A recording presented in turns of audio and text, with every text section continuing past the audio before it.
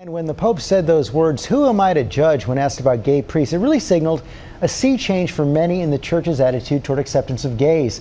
Part of a landmark year for gay rights, so much change, capped by the Supreme Court's historic sanctioning of gay marriage. Here's ABC's David Wright. From the highest court in the land. Tonight, landmark ruling. The Supreme Court redefines the modern American family. To the most competitive court in the land. You always knew you were gay? Yeah, it's I sort of describe it as you know that the sky is blue, but you keep telling yourself that it's red. 2013 was a game changer.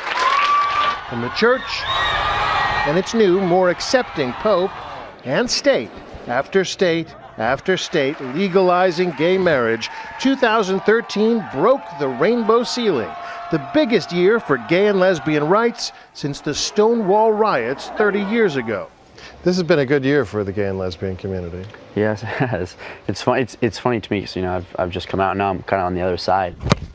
There it is. Soccer star Robbie Rogers of the LA Galaxy is living that change in real time.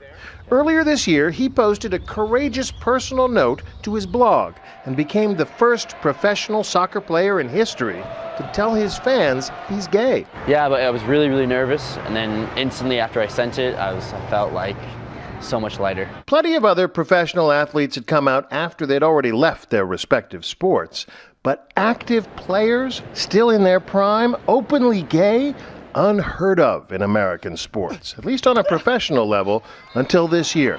Not only did Rogers come out, so did veteran NBA center Jason Collins, who sat down with George. Martina Navratilova said this is going to save some kids' lives.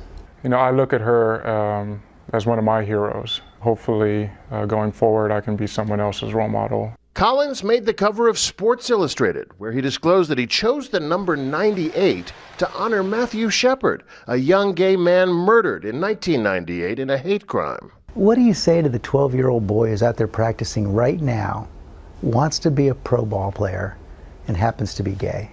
It doesn't matter that you're gay, but the key thing is that it's about basketball. Pro sports is, of course, high pressure, high profile, almost stereotypically manly. But so is another realm of American life that saw a huge shift in attitudes in 2013. The U.S. military, having already dropped its long-standing ban on gay and lesbian service, this year it extended full benefits to same-sex spouses. Astonishingly, the U.S. military is now more open than U.S. professional sports. If the military can change, surely the locker room can change. Yeah, you would think so. For the armed services, that final shift toward full acceptance of gays and lesbians came as an immediate consequence of the U.S. Supreme Court, ruling this year in a landmark case brought by Edie Windsor, who spoke with Diane Sawyer. When you see the words, though, Edie Windsor versus the United States of America. When I first saw it, I was terrified. I thought, what have I done? And then I gradually understood that the government wasn't going to be personally mad at me. Windsor and her partner of 42 years got married in Canada in 2007 and sued to have their marriage recognized in their own country. It took the U.S. Supreme Court to make it happen. When you heard the news, yeah, what did you do? Cried. First thing, okay. And the room was full of people, so there was both screaming and crying at the same time. Sadly, her wife, Thea Spire, did not live to see it. Do you think about what you would like to say to her today? I said, honey, it's done. Okay, it's really done. I know what she would say. She would say, you did it, honey.